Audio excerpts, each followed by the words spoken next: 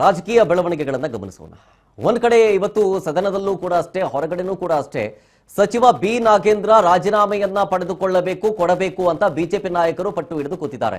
ವಾಲ್ಮೀಕಿ ನಿಗಮದ ಬ್ರಹ್ಮಾಂಡ ಭ್ರಷ್ಟಾಚಾರ 185 ಕೋಟಿ ಪ್ಲಸ್ ಹಗರಣದ ಆರೋಪಿ ಅಂತ ಆಕ್ರೋಶವನ್ನ ಹೊರಹಾಕ್ತಾ ರಾಜ್ಯಾದ್ಯಂತ ಬಿಜೆಪಿ ನೇತೃತ್ವದಲ್ಲಿ ಸರ್ಕಾರದ ವಿರುದ್ಧ ಹೋರಾಟವನ್ನ ಮಾಡೋದಕ್ಕೆ ಮುಂದಾಗ್ತಾರೆ.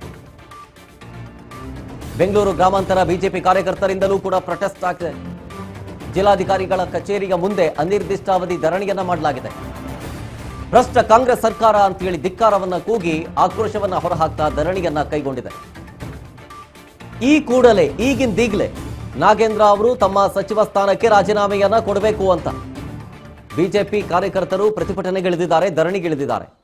ಸಂಸದ ಡಾಕ್ಟರ್ ಕೆ ಸುಧಾಕರ್, ಮಂಡಲದ ಅಧ್ಯಕ್ಷರು ಸೇರಿ ಹಲವರು ಭಾಗಿಯಾಗಿದ್ದಾರೆ. ರಾಜೀನಾಮೆ ಕೊಡಲಿಲ್ಲ ಅಂತಂತಂದ್ರೆ ನಾವು ಮುಂದಿನ ದಿನಗಳಲ್ಲಿ ಉಗ್ರ ಹೋರಾಟ ನಡೆಸಬೇಕಾಗುತ್ತೆ ಅನ್ನೋ ಎಚ್ಚರಿಕೆಯನ್ನ ಕೊಡ್ತಾ ಧರಣಿಯಲ್ಲಿ ನೂರಾರು ಬಿಜೆಪಿ ನಾಯಕರು ಭಾಗಿಯಾಗಿದ್ದಾರೆ, ಕಾರ್ಯಕರ್ತರು ಕೂಡ ಭಾಗಿಯಾಗಿದ್ದಾರೆ.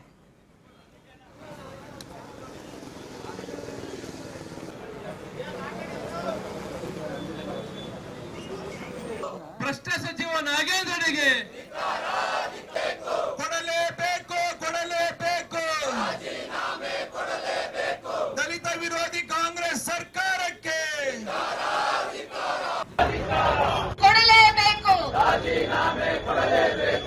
ದಲಿತ ವಿರೋಧಿ ಕಾಂಗ್ರೆಸ್ ಸರ್ಕಾರಕ್ಕೆ, ದಲಿತ ವಿರೋಧಿ ಕಾಂಗ್ರೆಸ್ ಸರ್ಕಾರಕ್ಕೆ, ದಲಿತರ ಹಣವನ್ನು ಲಪಟಾಯಿಸಿದ ಕಾಂಗ್ರೆಸ್ ಸರ್ಕಾರಕ್ಕೆ, ಭ್ರಷ್ಟ ಕಾಂಗ್ರೆಸ್ ಸರ್ಕಾರಕ್ಕೆ ಕೊಡಲೇಬೇಕು, ಕೊಡಲೇಬೇಕು. ಎಲ್ಲಿಯವರೆಗೂ ನಾಗೇಂದ್ರನಿಗೆ ನೋಡಿ, ನಾಗೇಂದ್ರ ವಾಲ್ಮೀಕಿ ನಿಗಮದ ಬ್ರಹ್ಮಾಂಡ ಭ್ರಷ್ಟಾಚಾರದಲ್ಲಿ ಆರೋಪಿ ಸ್ಥಾನದಲ್ಲಿದ್ದು 187 ಕೋಟಿಯ ಹಗರಣ ಆಗಿದೆ, ಅತಿ ದೊಡ್ಡ ಹಗರಣ ಆಗಿದೆ. ಇಂಥ ಆರೋಪ ಹೊತ್ತ ಒಬ್ಬ ಆರೋಪಿಯನ್ನ ಈಗ ಸಚಿವ ಸ್ಥಾನದಲ್ಲಿ ನೀವು ಕೂರಿಸಿದಿರಿ. ಹಾಗಾಗಿ ಒಂದು ಕಾಂಗ್ರೆಸ್ ಅವರನ್ನ ವಜಾ ಮಾಡಬೇಕು, ಇಲ್ಲಾಂದ್ರೆ ನಾಗೇಂದ್ರ ರಾಜೀನಾಮೆ ಕೊಡಬೇಕು. ಎರಡರಲ್ಲೊಂದು ಆಗಬಾರ್ದು, ಆಗಬೇಕು. ಜೊತೆಗೆ ಆತ ಸಚಿವ ಸ್ಥಾನದಲ್ಲಿ ಇರಬಾರ್ದು ಅನ್ನೋದು ಆಗ್ರಹ. ಅದಕ್ಕೋಸ್ಕರನೇ ಬಿಜೆಪಿಯ ಹಲವು ನಾಯಕರು ಜೊತೆಗೆ ಬಿಜೆಪಿಯ ಸಂಸದರು, ಅದನ್ನು ಕಾರ್ಯಕರ್ತರೆಲ್ಲರೂ ಸೇರಿ ಧರಣಿಯನ್ನ ಕೈಗೊಂಡಿದ್ದಾರೆ.